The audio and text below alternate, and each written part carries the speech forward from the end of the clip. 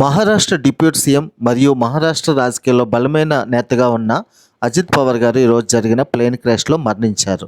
ముంబై నుండి బారామతి వెళ్ళే క్రమంలో అక్కడ ప్లేన్ క్రాష్ ల్యాండ్ అయ్యి ఆయనతో సహా క్రూ మెంబర్స్ అందరూ 5 మంది చనిపోవడం జరిగింది.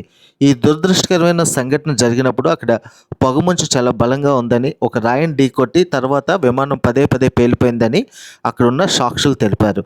బట్ ఈ సంఘటనలో అందరూ చనిపోవడం అనేది అందరినీ చాలా కలిచివేసింది. ఎందుకంటే అజిత్ పవార్ గారు చాలా బలమైన నేత. ఆయన జాతీయ రాజకీయాల్లో చురుకుగా ఉండే శరద్ పవార్ గారి దగ్గర బంధువు. మొదట ఈయన రాజకీయ ప్రస్థానం పూణే డెవలప్మెంట్ కార్పొరేషన్ బ్యాంకులో చైర్మన్గాను, తర్వాత పలుసార్లు ఎమ్మెల్యేగాను సాగింది. మొదటిసారి ఎంపీగా ఎలక్ట్ అయినప్పటికీ ఆ సీట్ని శరద్ పవార్ గారి కోసం వదులుకున్నారు. తర్వాత 8 సార్లు పైగా ఆయన ఎమ్మెల్యేగా గెలిచారు. 6 సార్లు డిప్యూటీ సీఎంగా ఉన్నారు. చాలాసార్లు సీఎం అయ్యే అవకాశాన్ని త్రుట్లో కోల్పోయారు. ఒకసారి 2019లో 80 రోజుల పాటు మాత్రం ఆపద్ధర్మ సీఎంగా ఉండే అవకాశం వచ్చింది.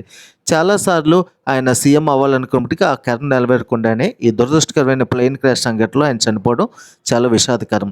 ఈ యొక్క విమానం విఎస్ఆర్ ఏవియేషన్ సంబంధించిన లియర్ G45 అనే విమానానికి సంబంధించింది. ఇది గతంలో కూడా ముంబైలో క్రాష్ ల్యాండ్ అయింది. అప్పుడు 6 మెంబర్స్ చాలా చాకచక్యంగా అదృష్టవశాత్తు తప్పించుకున్నారు. బట్ ఈసారి మాత్రం అజిత్ పవార్ గారిని అదృష్టం కలిసి రాలేదు. దురదృష్టవశాత్తు ఆయన్ని మనం ఈ విమాన ప్రమాదంలో కోల్పోయాం.